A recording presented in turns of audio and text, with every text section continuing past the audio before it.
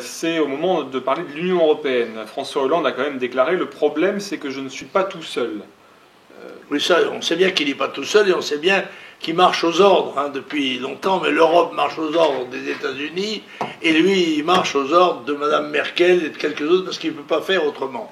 Alors, il y a des sujets qu'il n'a pas abordés du tout. Il n'a pas parlé de l'immigration, il n'a pas parlé de la sécurité. Il a esquissé un vol au-dessus du nid militaire en disant que c'était très bien ce qu'on avait fait au Mali. Mais ce qu'il ne dit pas, c'est que Bercy se prépare, et lui et son gouvernement, à réduire encore une fois, dans les livres blancs, les crédits militaires au-dessous d'un seuil à partir duquel nous ne serons plus une nation militaire. Voilà, c'est comme ça, nous n'aurons plus d'efficacité, parce que nos matériels sont à bout de souffle, que nous avons un effectif vraiment limité pour une grande puissance, ou qui se prétend telle. Là, il y a là beaucoup de choses. Honnêtement, le président Hollande n'est pas à la hauteur de l'événement, ni des graves, très graves problèmes qui se posent au pays.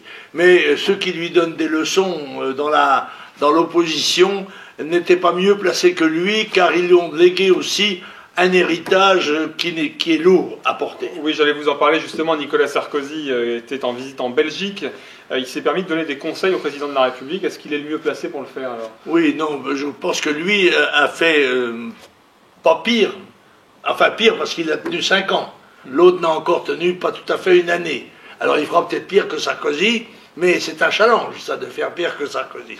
Et M. Juppé a mis son grain de sel aussi, qui a, vous savez, sauvé les djihadistes de Benghazi en pleurant sur les flots de sang qui allaient se produire, et qui porte une responsabilité, ainsi que son gouvernement, les gouvernements auxquels il a participé, qui est écrasante à l'égard du pays.